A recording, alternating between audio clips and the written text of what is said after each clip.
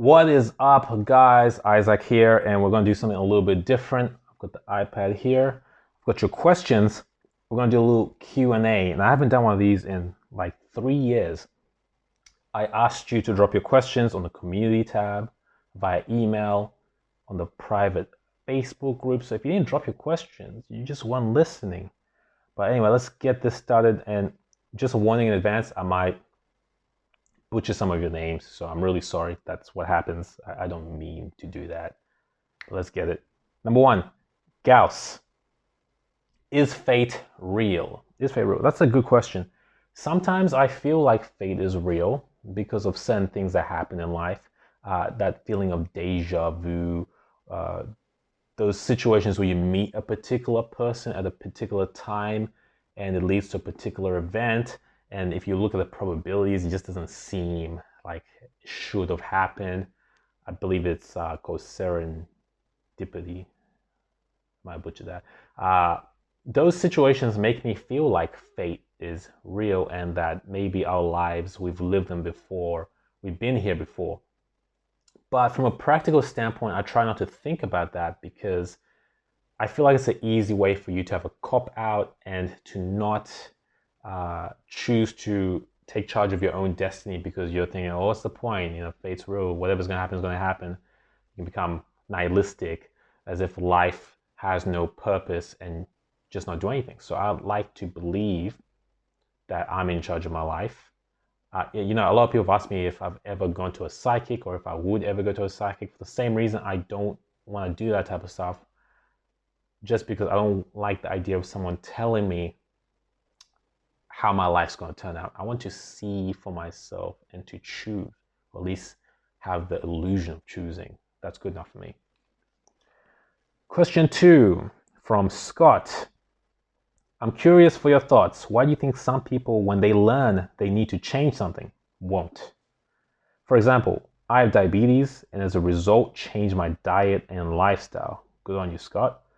I've come to know many others with the disease who won't make these changes, even though the consequences are grave: blindness, amputated limbs, death.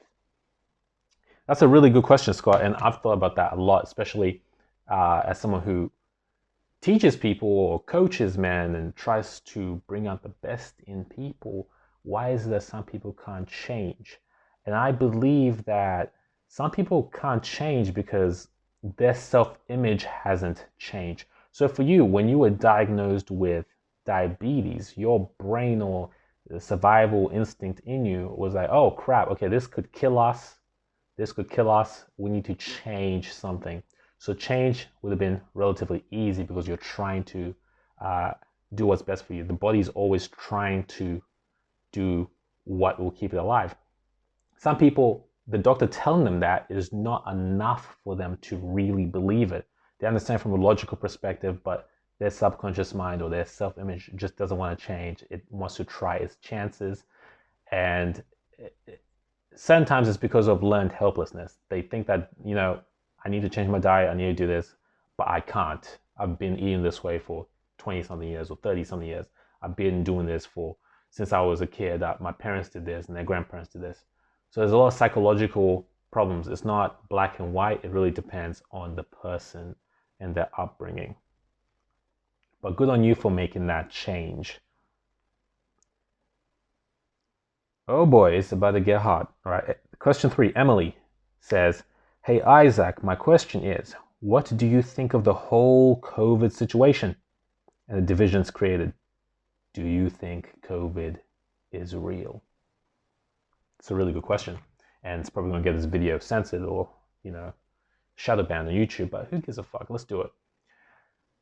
COVID. So last year when news first came out about COVID, like most people, I was quite worried. My girlfriend and I, we didn't go outside for like 2 weeks or so, and it was crazy. We were just staying inside and watching the news and trying to see what was going on because it seemed like a big deal. It was this freaking crazy virus from Wuhan, from people eating bats and anacondas, and it was a big thing. But the longer I stayed inside, hiding, the more I wanted knowledge, and I started looking at things I normally wouldn't have looked at. So I remember watching an interview with David Icke and Brian Rose from London Real last year, which is very, at the time, sounded crazy. David Icke was talking about vaccine passports and his agenda and this. It just sounded like batshit crazy. And I remember seeing Dr. Buttar and all these other doctors who were censored at the time, speaking out against some of these this vaccine that was coming out. There's no justification to have a vaccine that's rolled out. Typically, it takes 5 to 8 years. They're trying to roll something out in the next year that is not justified to create a pandemic. That doesn't even justify a pandemic. But how many people agree that there's absolutely no justification for use of a vaccine for this issue?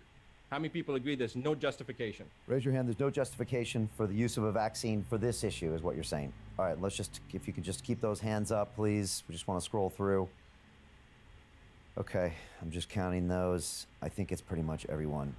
Just keep those hands up. We just want to scroll through here. I'll be honest, Dr. Buttar, I'm shocked. At the time, I didn't know anything about it. I still believe that, no, this is probably out there and crazy. COVID is real. But as time has moved on, a lot of the things I heard almost a year and a half ago have come true. Vaccine passports and mass censorship and this and that, introduction of new vaccines and new laws. So my perspective on COVID has changed because of what big tech is doing, what governments are doing, and also what I'm seeing. In terms of what big tech are doing, there's censorship of information, censoring doctors, not opening up a clear platform for debate.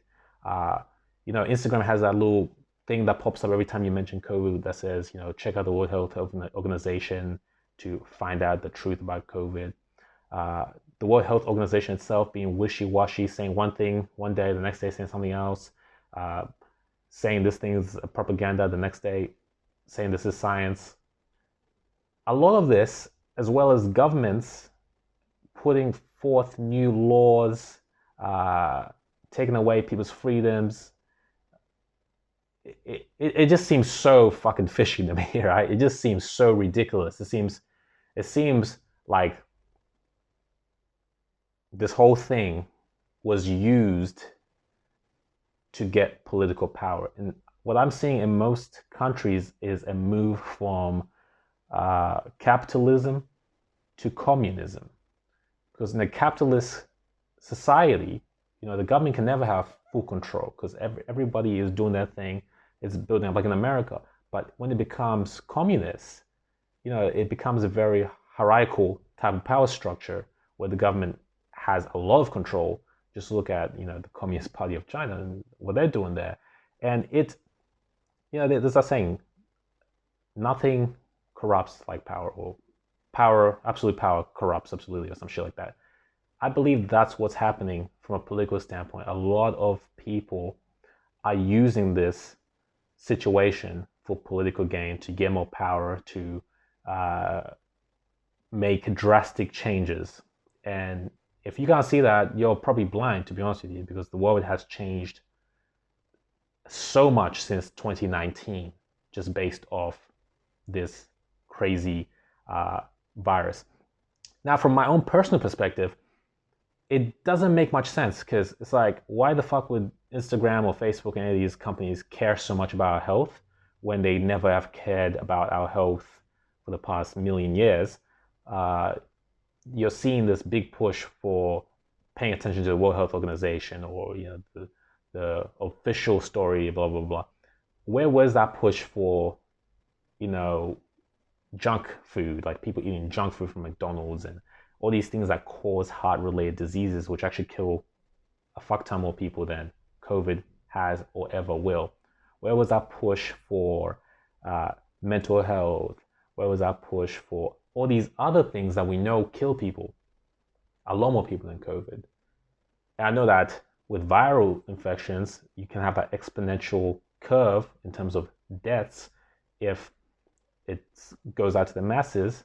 But we've had this for such a long time now, and not looking at the official data in terms of what they're saying, this many people have this many cases, this many people have died. When I'm looking at it from my own two eyes, from my perspective here in Sydney, it might be different in your country, maybe it's a different situation.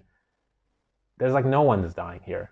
I believe there was like 9 deaths, and they're all like 100 years old or 90 something years old in Sydney, in Australia, this past year. And yet they've got 7 million people locked down. You know, you'd think that if there was a real pandemic, that you'd go on the streets and homeless people would be dead, because their immune systems are probably messed up and they got nothing. They definitely are not taking any vaccines or anything. You think that they'll be dead. You think that someone you know on your Facebook would be dead. But I don't know anyone. Like, I don't even think people have been getting the flu. I don't even know anyone. I haven't even heard anyone sniffing or coughing. It seems quite fishy to me. Too orchestrated, too many things happening, too much division. So there's more to it than I think we believe. I feel like this is a event of epic proportion, and I guess we just have to wait and see. So do I believe COVID is real? I believe there is a virus, a flu-like virus, but I don't think that the COVID that the mainstream media is pushing is real. And I'm going to end it there because I could go on for hours and hours about this. The main gist is protect your freedoms, your rights. Don't let anyone tell you what you should be doing, putting into your body. If you don't believe in that shit, don't put it in your body. And it's as simple as that. A lot of people tend to think that, oh no, the governments or this, they could never do anything evil. We're far gone from that age. Remember, it was less than 100 years ago that the Holocaust happened. It was less than 100 years ago that foot binding was happening. The Rwanda genocide was 20 or 30 years ago. You know, people are fucked up. Evil is still there. People's brains have not evolved to this high level of consciousness. There's still a lot of corruption. And just remember that history repeats itself. We always think that the last thing that happened was the worst until something worse happens. I believe Nassim Taleb talks a lot about that in his work. Anyway, that's enough about COVID. Question 4. By Moto Fari. What percentage of your net worth do you allocate to Bitcoin? Well, to be honest with you, not really that much. I believe in cryptocurrency and blockchain technology. I really do believe that it's the future. I'm not sure if it's going to be the future in terms of currency that everybody's going to be using. Maybe. But I do believe that the blockchain technology is going to be used in a lot of other things in life. And I actually plan on doing a lot more research into that for entrepreneurship ventures and to see what could be leveraged in the future. I personally don't use Bitcoin or really any investments as a way to make a lot of money quickly, because I feel like a lot of people, what they're doing is they're looking at Bitcoin, they saw how quickly it went up from whatever it was to whatever it is now, and you hear these stories of if you bought Bitcoin in 2009 or 2010, you would have $300 million right now. So a lot of people are thinking that all these other shit coins are gonna get up to where Bitcoin's at, and they're using this as a speculative type thing to make money. I don't believe in that. I believe in putting my money into businesses, into myself, into learning new skill sets, new ways of thinking, because once I invest in that, I can always use that as a benchmark. Once you know how to make, let's say, $10,000 a month from maybe sales or a website or whatever, you have that for life, and you can have that as your new baseline, and you would never go below that. But it takes a bit of time to make that $10,000 per month. Once you know how to make $100,000 per month, that's your new benchmark. But it takes time and investments to be able to do that. I believe Alex Hormozi talks a lot about this on his YouTube channel, which is really good for entrepreneurs, and I suggest that. So I like to bet on myself, on something I have control over, something that doesn't require a bear or a bull market for me to make money. You might not make as much money, like maybe the guy who invested in some shitcoin makes $100 million or something like that. It's unlikely, but maybe they do make a crap ton of money. But I like something that's more reliable, that's more in my control. High leverage skills, copywriting, Facebook advertising, building online businesses, or even real brick and mortar businesses, sales. These are high leverage skills that you can utilize, even YouTube, to make money for the next 10 years, 20 years, 30 years. And once you have a shit ton of it, then of course it's good to diversify, put some in Bitcoin, put some in the stock market, put some in gold, silver, this, blah, blah, blah. But right now I'm not super bullish on that. Okay, next question. Let's see what we got.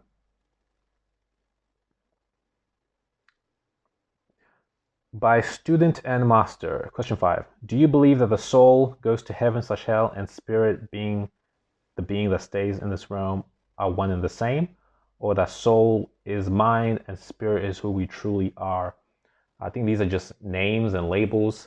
In terms of if I believe that there's something after death, I do believe that there likely is something after death. I feel like there's consciousness and there isn't consciousness. And if you lose your consciousness when you die, the only thing that can happen is you regain it at some other point and wake up again, maybe another life. Some might call this reincarnation. I believe Alan Watts talks about this, that you can't have an experience of not experiencing. It's kind of like people always ask what happens after death. But people never ask what happened before you were alive. You didn't have an experience of that, right? You can't remember it, you can't recall it, you likely didn't have an experience of it. Maybe your experience gets erased each time you reincarnate or something. So it's either you're going to reincarnate or nothing's going to happen, I feel. But maybe there is the soul that travels through astral realms and stuff like that. That's definitely possible. I don't know. I feel like anyone that tells you they know is talking shit. You always have your own subjective experience. You know, some people take ayahuasca and hallucinogens and DMT and whatever, and they experience things and they feel like they know it all. They feel like they're a god. But you never know if that's not just your mind creating things. You know, when you dream, you see visions and all sorts of weird things that happen, but you wouldn't run away and say that that's real, that that's the world as it is straight away, would you? You say that's a dream. So even these altered states of consciousness, you can't have your experience define what reality is for everybody. In terms of heaven and hell, I don't believe that there is a heaven and hell in, I would say, like, let's say the biblical sense. I feel like a lot of these things are quite simplistic the way they're explained, and it tells me that they were explained by humans. And I'll explain my reasoning for this. And also, don't be offended if you're Christian or if you believe whatever you believe. These are my beliefs, these are my opinions. Let's say you were born with some sort of mental problem that made it hard for you to make particular judgments, or you had very abusive parents that traumatized you and you were raised by the Taliban or something like that. And then you later on go and kill people and do all sorts of stuff before you die. Would it be fair for a good God to put you in hell, given the fact that he's the one that gave you these disabilities, these things that skewed the way you operated in the world? To me, that wouldn't be fair. That wouldn't make sense. Why would he punish you for that? So I feel like it's a lot more nuanced than good people go to heaven, bad people go to hell, and that bad people are doing bad things because they're bad. I feel like there's a lot of stuff that's there that people don't really know about and that you can investigate. Next question.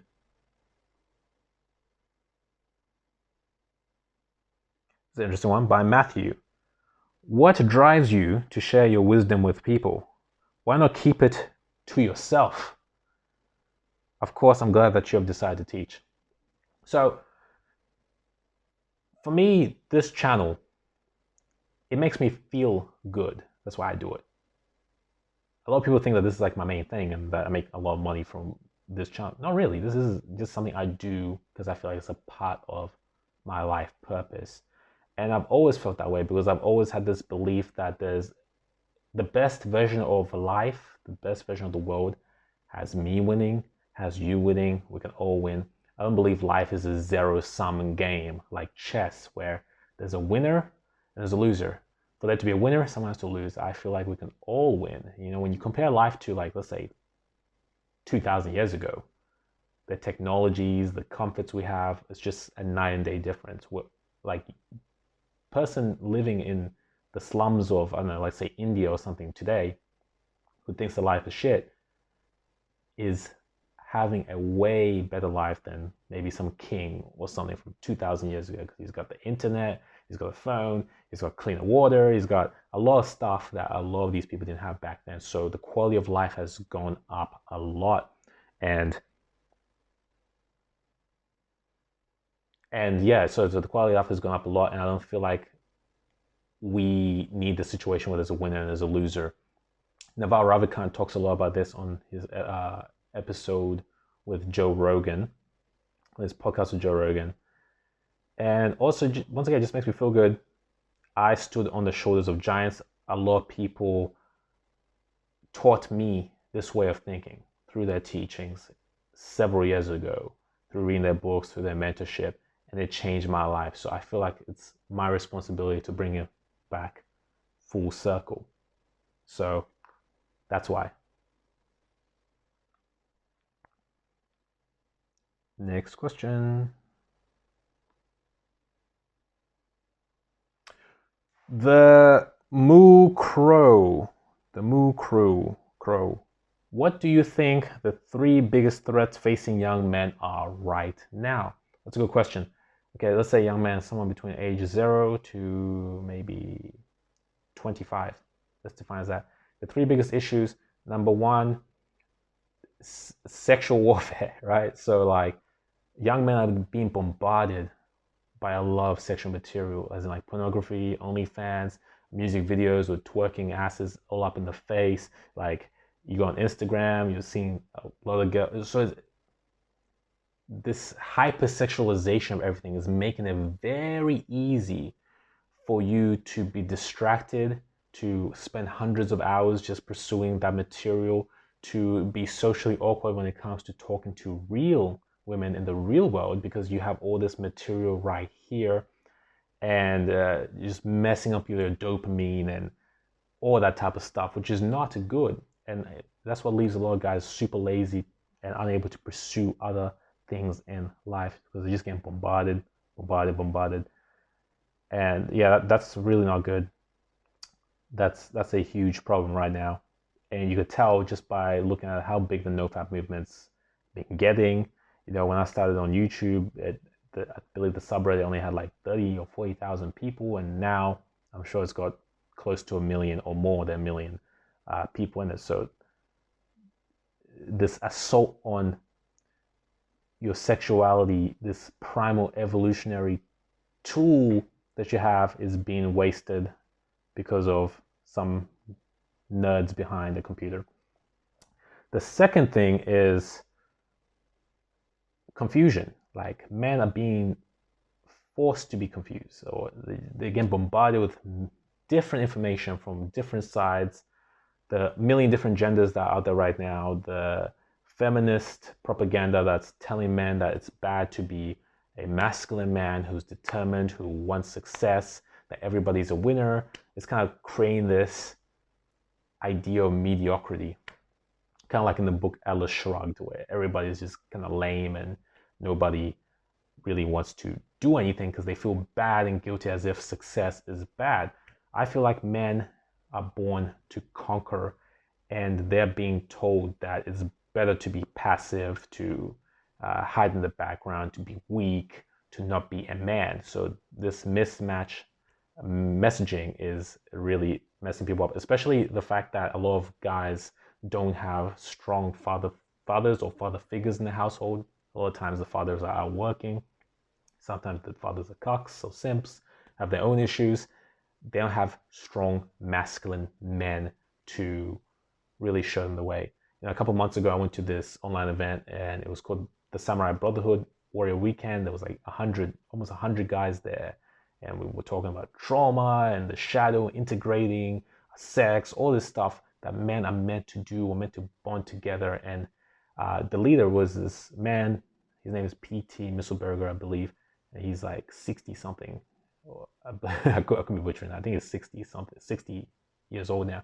So the natural situation in the past was there'll be older men showing younger men how to live life, or how to find their purpose, how to communicate or interact with women, how to do all these things. But that's gone. So men are more confused than ever, and that's the second problem.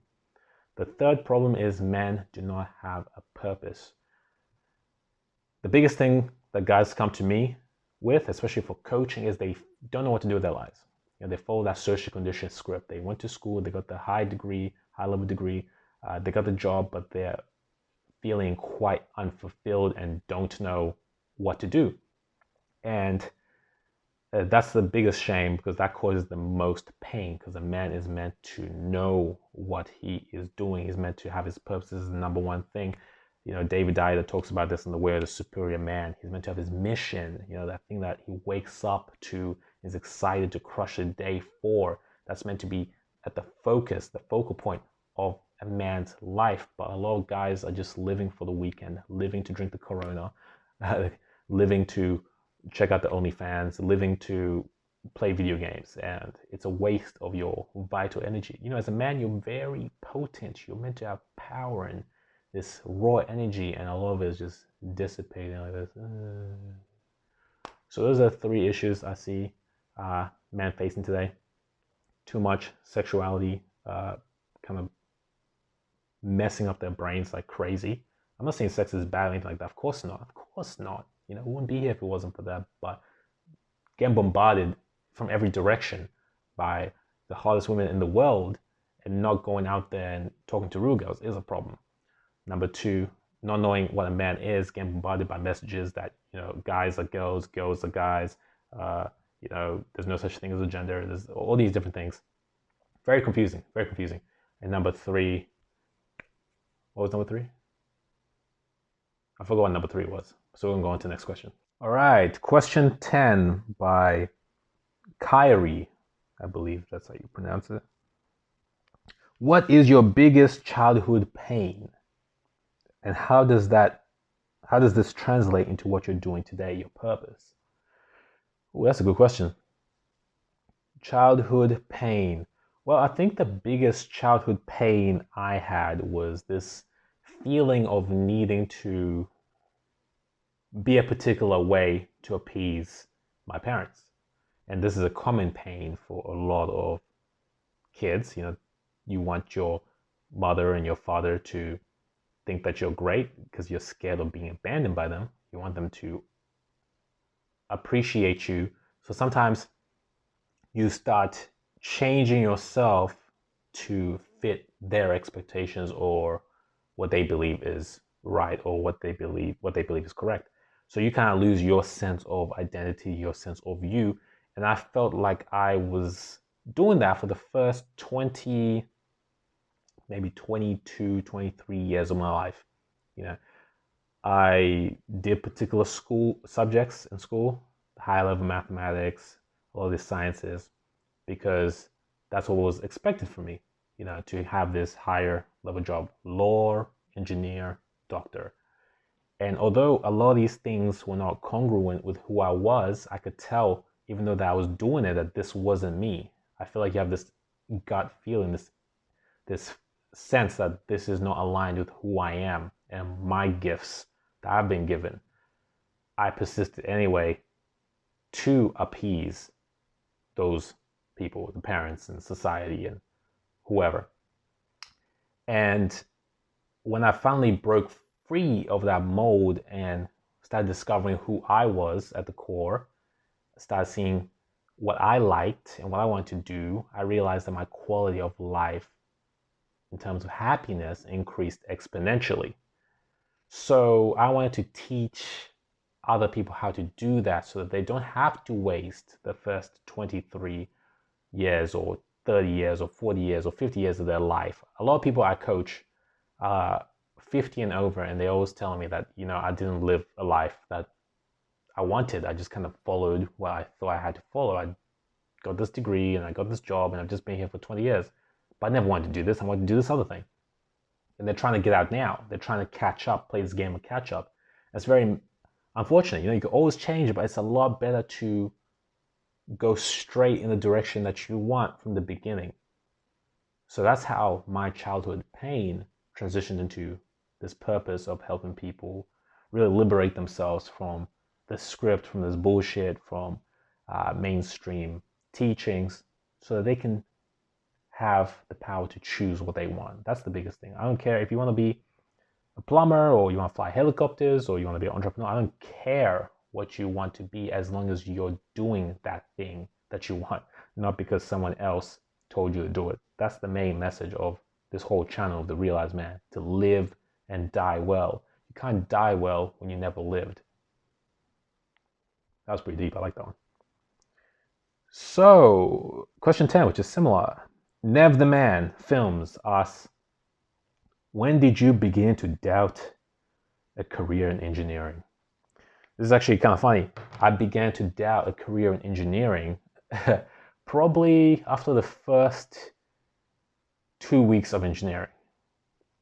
The problem is I didn't have any other option. After the first year of engineering, I was definitely like quite done with it. Even though I persisted and finished the degree, another work experience. I did like 4 years of theoretical stuff before dropping out. I felt that something was wrong because I'd go to these lecture halls and everybody that was in these lecture halls, no one really knew what an engineer was. It just sounds like a prestigious job. It sounds like a cool thing to do. You need to know some physics, some science, that. So we were all kind of attracted to it because of these. Just checking my phone. Yeah, we were all kind of attracted to it because of these things. And when I got there, the professor has the PowerPoint up and it's just a copy and paste from the textbook. And he's very detached. He's like, hey, read the textbook, do the exercises, your exam is this day, blah, blah, blah. It seemed like a big fraud, like a big scam. I was like, what the hell is this shit? Might as well just read the textbook myself. Why are we paying money for this weird PowerPoint thing? And when I finished or did the 4 years, after talking to a lot of my friends actually fully graduated and started working, I learned that even with this theoretical knowledge, you really can't do shit. Because a lot of times you go into the job and you learn on the job. So the person who is the engineer who owns the firm will typically teach you. Some components of what you've learned at university might apply to that, but a lot of times they're teaching you as if they're teaching you from scratch. So you might be wondering, why not just start off in the job and get them to teach you? Well, I believe it's a big scam. I believe that they have to take you through all these years of schooling so that they can make money. A lot of 95% of it or 90% of it is useless. You're never going to use. 10% of it might be useful, but then again, you could probably just watch some YouTube videos, pick up some textbooks, do those problems on yourself, buy the software, the CAD software or whatever and learn it, and then go to the job and learn. But there's a big money gathering scheme that'll be missed out if it was that process, if it was a trade like old jobs used to be. Everything was done from this apprenticeship model where you actually learn, get some skin in the game. That's no longer the case because the universities want to make as much money as possible. So I was over it, to answer your question, after like 2 weeks.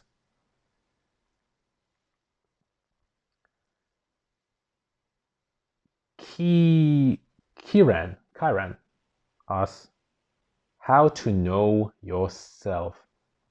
That's a good question. How to know yourself?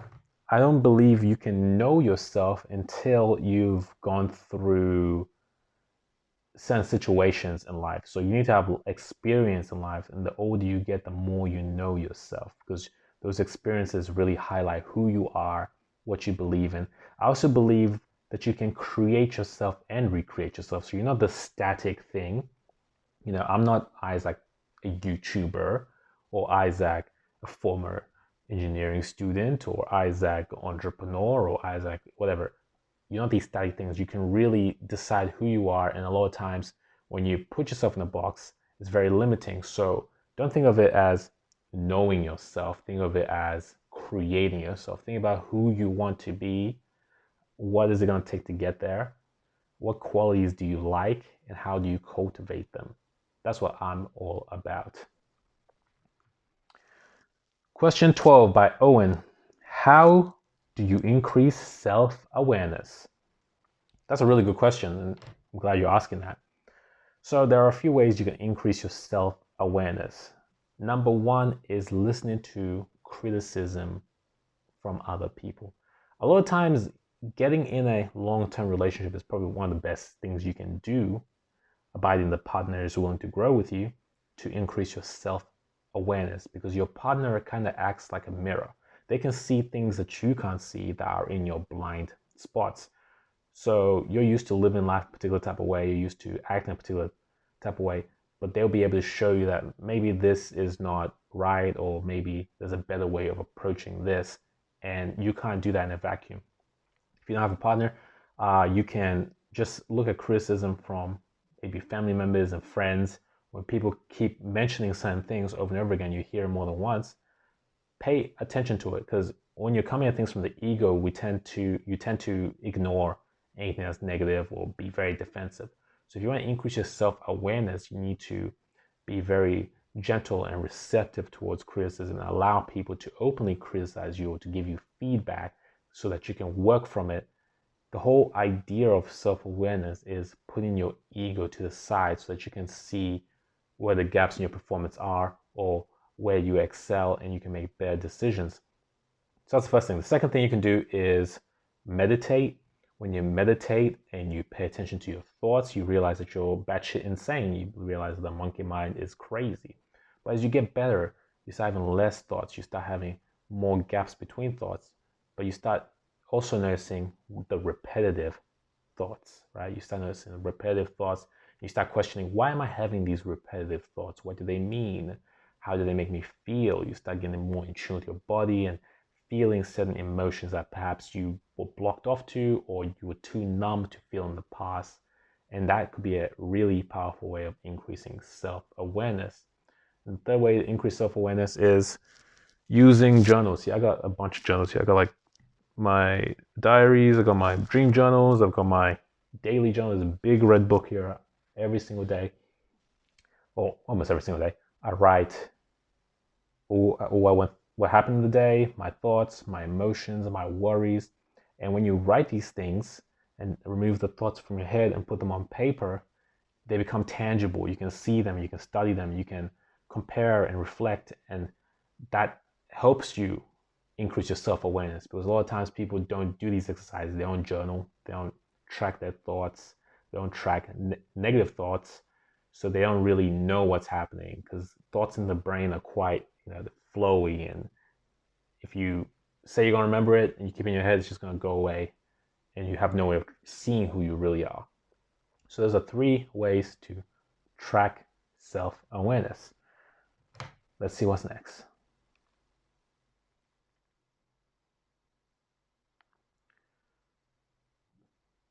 Okay, I'm butchering these names. I'm so sorry.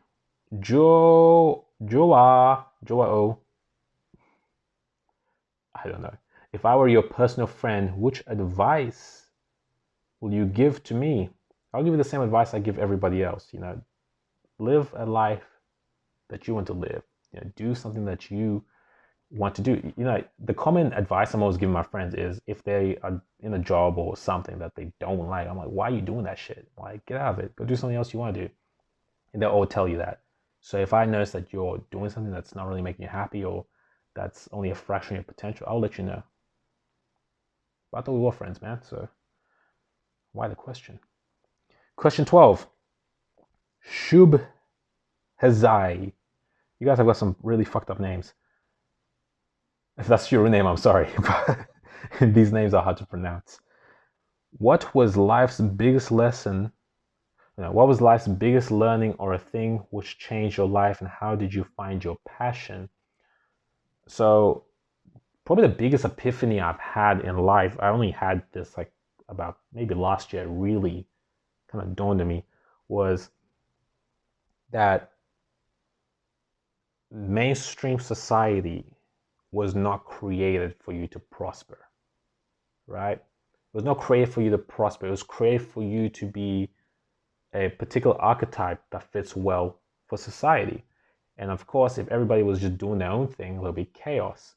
But if you really want to live a life that's exceptional, you can't take mainstream advice when it comes to your health, when it comes to your relationships, when it comes to your mental well-being, or any of this stuff. You have to really learn, do some research, understand certain things about you that they don't teach at school, and they don't teach much at school, as I'm always saying. But that's probably the biggest lesson I've learned, that if you want to improve the quality of your life, you need to be willing to go into the depths, pick up books that you normally wouldn't read, things that intimidate you a bit, and they're going to give you the perspective that you're not seeing in the mainstream, that's going to help you in your life, abiding you, integrate it. Question 13, Chris 1985. Have you thought about starting your own podcast series? I have, and I might actually do that in the future. Not right now. You see, I'm not even that consistent with this channel. And with podcasts, it requires quite a bit of consistency.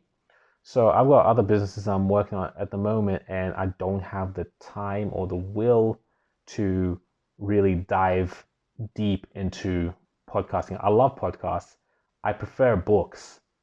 So I might actually end up writing more articles or writing books later on. But at some point in life, I would like to do a podcast and get lots of interesting people on that podcast. I'd get Nassim Taleb if I could. If he will get his ass off Twitter, I'll get Owen Cook from RSD, Naval Ravikant, different types of people, Eckhart Tolle, just different spectrums, people from a heavy science background, people from a super spiritual background, like Frederick Dodson, all these different viewpoints so that we can make sense of life. 14, Trinidad. What are your thoughts on extraterrestrial life in the universe? And do you believe we have been visited by them? If so, do you believe the government have recorded craft wreckage or alien life forms? That's actually a good question. I spent a lot of years when I was younger diving really deep into all these alien stories and like Roswell and these documentaries, and there's a lot of weird stuff that's happened. Like, there's actually been documented that people don't talk about. I remember the other day actually saw one about some craft, alien spacecraft, landing or hovering in Zimbabwe, and a bunch of school kids were able to, it showed itself to school kids, but they were all able to draw the alien beings and what they saw, and crazy shit, man. A large, brightly coloured object was seen travelling very fast above Zimbabwe, Zambia and South Africa. I thought it was an alien, and he had big eyes. Several planes saw it. The experts are baffled. I do believe that there are extraterrestrials, but I don't think that they are of the physical form that everybody thinks they are. Like, I don't think they're made out of like what we're made out of. I think that they're probably some sort of interdimensional being that can change their density and wavelength properties at will. So they're more spiritual kind of entities that can come into, say, this realm, this small fragment of the wave, electromagnetic wavelength that we can observe, or visible light, and appear to certain people and then disappear if they want. I think as you advance in technology to the point where you can come to Earth and do this type of stuff, you won't be limited by the physical. You'd be something else completely. So I do think that there is some truth in that, considering that it's in all kinds of different civilizations, from African culture to, even in Australian Aboriginal culture, to any culture has stories of certain things, so you can't discount them just because science can't find it, or there's no scientific evidence. Even things like ghosts and spirits, this stuff is in lots of different cultures. Although we haven't scientifically been able to capture it, perhaps our tools are too prehistorical, too primitive to capture these things. It hasn't been the first time. 700 years ago, people knew that the sun led to sunburn. If you stay on the sun, you get burned. They didn't know anything about photons or ultraviolet rays or any of that stuff, or this energy, but they knew that happened. It's only later, when we developed certain scientific tools, that we're able to find out that, okay, this is a particle or a wave or whatever, and this does this to the skin. So sometimes we are not up to date and able to identify certain things. So just because you can't explain with science doesn't mean that's nonsense. So I do appreciate that question, and I hope that answers it. Question 15, Adam asks, how can you lower stress levels in tough situations and take in more information when learning? To lower stress levels in tough situations, you need to remove your sense of like the level of importance you put to that situation. So let's say you want to speak publicly, right? Or do a public speech, and you're stressed and you're sweating. It's because you're putting too much importance to events. You're scared of looking like a fool. You're scared of people judging you. You're scared of messing it up. If you approached it without that level of importance, if you just said, I'm just going to do this thing, whatever. I'm going to practice, whatever happens. I don't care. I'm going to put my effort into it, but the outcome doesn't really matter to me. You'll be a lot more relaxed. That's why we don't stress when we talk to people we know. The more we know someone, it's very easy to get comfortable and to put our guards down. But when we talk to someone who's new, a lot of times, a lot of us get stressed and anxious and talk too quickly because we're putting too much importance to the situation, and that messes us up. And the second part of the question was, how can you take in more information when learning? So it's just more about being honest with yourself when you're learning. Instead of just going through the material just to say that you did it, are you understanding each thing? So repetition is a good way to learn, like going through it and then repeating it, going through it, and trying to find the 80-20 leverage points. So it's like, what's the main gist of this thing that I'm learning? What's the most important aspect? What's it getting at? I'm not quite sure what you're learning, but these strategies work for a lot of things. Palm cards and practicing questions if it's some kind of like academic thing you're learning. Just a lot of trial and error, taking that information and using it. Like, let's say you're trying to learn programming. You learn how to code some things, but jump in there and touch it and start trying to work on it, work on projects, and see if you can integrate that information into that project. So that's how you learn. You gotta really just get your hands dirty and not be afraid of getting it wrong. Don't worry so much about getting it perfect. Just really iterate.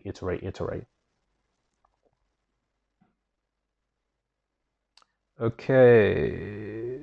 Question 16, Justin asks, how can you learn when not to speak? Well, it depends on the situation. I tend not to speak too much if I see someone has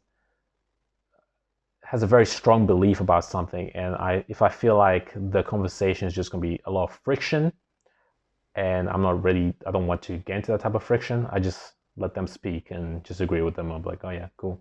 This tends to happen when, like sometimes I'll get people at the door trying to convert me to their religion or whatever.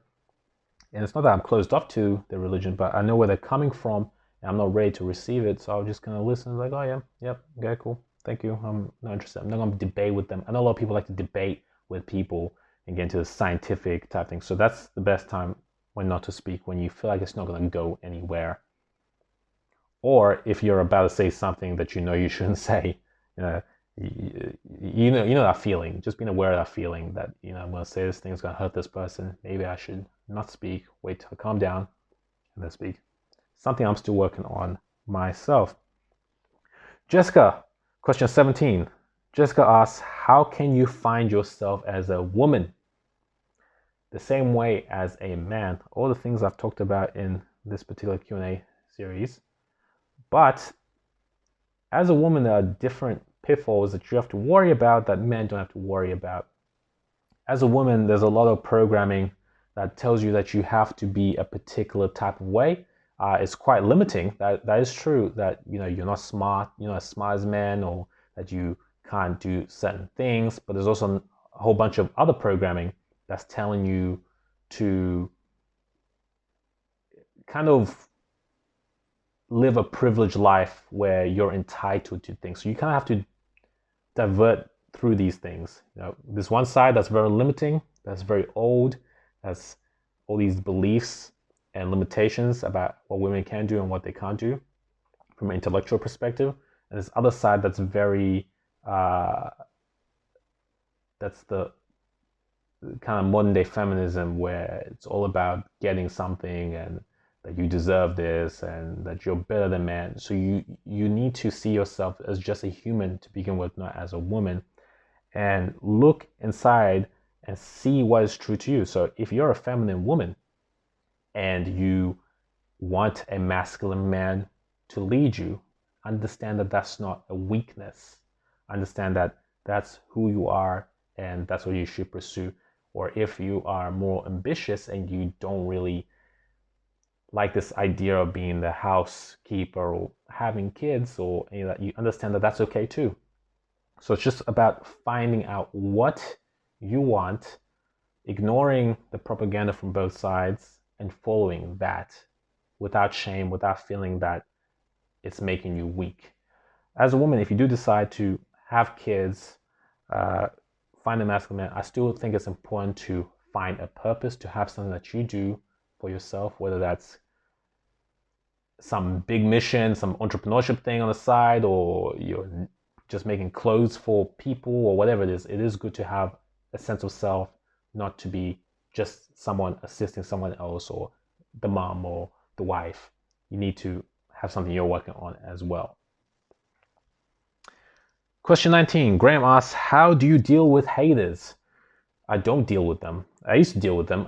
People would comment, send things, and I'll reply to them. But as I've grown, as I've seen send things in life, I've learned that most people, or a lot of people, are going to be haters, and they're coming from a place of lack. They want to engage with you because the response that you give them gives them energy, because they're coming from a very low place. And to be honest with you, I just feel sorry for them. I feel sorry for them because they are not in the arena. A lot of the times, you see like FIFA or something, or you see people watching sport, and there's 100,000 people in the stadium. There's only like 7 people playing on the field, and maybe one guy misses a goal, and everybody hates on it, like, oh, he's shit. What we should get. This happened recently with those black football players in the UK.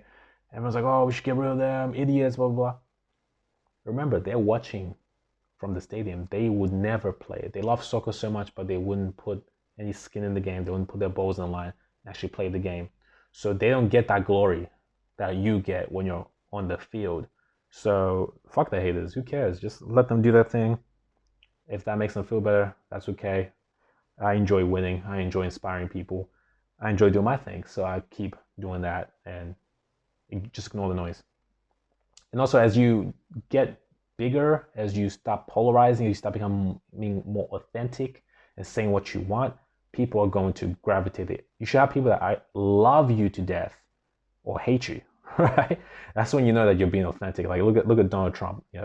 In America, half the country hates the man. They hate him. The other half loves him. I've never seen people love a president so much, right? I've never seen people hate a president so much. That's when you know you're being authentic. I'm not saying to purposely be an asshole or whatever, but you shouldn't be pleasing everybody when you're being yourself, when you're following your purpose. Question 18 by Tyler. What is your reading strategy and what books are you currently reading? So I love reading, and every day I read about 3 hours, I would say minimum on a typical day, or 3 hours average is probably better. My reading strategy is I read a lot of different stuff. I read a lot of business books. I'll read a lot of spirituality books. I read some self-improvement stuff. I read, it would probably be easy for me just to tell you what I'm reading now. And of course, I change formats. I read Kindle. I read physical. I read audio, lots of stuff. So let me just take a look and see what I have to answer your question, what I'm currently reading, because I can't remember up the top of my head. I also read fucking this light is falling. Blooper. It's a bit weird. Ghosts in here. The light almost fell. All right, so what I'm reading right now, Parallel Universe of Self by Frederick Dodson. That's kind of like a reality creation, new age book. Frederick Dodson's an author I've been listening to a lot lately. He's got some interesting ideas. The book I finished by him recently was called Levels of Energy. It's similar to, what's that guy's name? The guy who wrote Power versus Force, Dawkins. I can't remember his first name right now. So that's one book I'm reading. Fast This Way by Dave Asprey. Nutrition is a blind spot for me. Like, I know the basics of healthy eating, but I don't know too much. There's a lot of things I know a lot about, or I feel like I know a lot about, but nutrition is something I'm looking to get into. So I'm starting to read a lot more of these books on nutrition. It's difficult because they're kind of boring to me, but I definitely need to get the knowledge. I'm reading Making Sense by Sam Harris, which is just a compilation of his podcasts, which is okay at the moment. 100 Million Offers by Alex Hormozi, which is a entrepreneurship book about offers. Atlas Shrugged, still going through that. That's a mammoth of a book. Tiny Habits by BJ Fogg, not Frog. Spiral Dynamics Integral. And there's more over here. Let me see. I'll check the. See, I wasn't joking when I said I read like 10 or 15 books at one time. It's more interesting for me.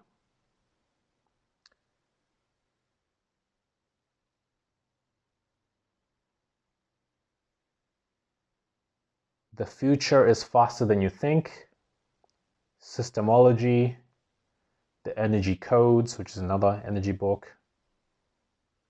And there's more.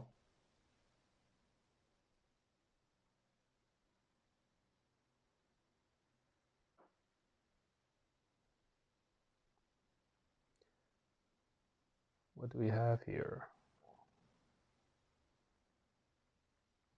A Field Guide to Lucid Dreaming. Bradshaw and the Family. The Lucifer Effect. Wait, folks, there's more. You want to know what I'm reading, so I'm giving it to you. You can't complain now. I'm reading this really good book called, what's it called? That's the thing too, when you read lots of books, you forget what they're called. That's a good problem to have. You forget the titles. This one's by this guy called Peter Breville, I believe, Peter Bevlin, who wrote Seeking Wisdom. It's called All I Want to Know Is Where I'm Going to Die, So I'll Never Go There. Buffett and Munger, A Study on Simplicity and Uncommon Common Sense, which is a really good book, by the way. I highly recommend on decision making. Ogilvy on Advertising, which is a copywriting advertising book. Oh, there's more. I'm only giving you some because there's a bunch that I haven't read in a while. I do this thing where I sometimes don't read a book for 6 months and I get back into it. But these are the ones I've got close by here. The Tao Te Ching, which is probably one of my top 3 books, my favorites. Power versus Force by David Hawkins, that's his name. And The Way of the Conscious Warrior by P.T. Misselberger, the man I was talking about who ran that workshop. So those are the ones I'm currently reading and some other physical ones. I hope that answered your question. And the last question, I believe this is the last question. Do you believe that a man needs to improve himself to attract the right relationship, or that the right relationship can help a man improve himself? All right, that's a good question. I believe both. I believe to attract a particular caliber of women, you have to be on a particular level. So a lot of guys like pick up and that stuff, but I feel like you can have game and confidence, but a particular type of woman doesn't care about that. They are more after status and intelligence and you being on your grind, having something, having a mission, having even money. That becomes important. So if you do want those women, you know, like Jennifer Lopez or something like that, you need to level yourself all the way up. But saying that, you can also develop in a relationship. Remember, I told you that relationships are like mirrors, and as long as your partner is interested in growing, you can improve yourself too, where the person you're in this relationship with then becomes that type of woman like J-Lo or whoever you wanted before, because you're both working on yourself, both exercising, looking sexy, working on your traumas and that type of stuff. That's what my relationship is like now. It's awesome.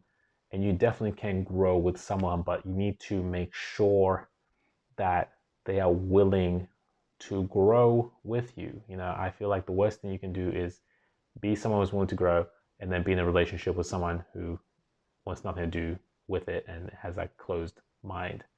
So I hope that answers your question, and that puts an end to our Q&A for 2021. I might do one in 2022. You know, be on the lookout. Join the Facebook group, download the ebook, and you join the email list, and you will know when things like this happen. You know, anyway, guys, do this, and I promise you'll be one step closer to living and dying well. Thanks for watching the video. I appreciate you. If you haven't already, make sure you subscribe to the channel and click the bell notifications so we can see more of each other. Until next time.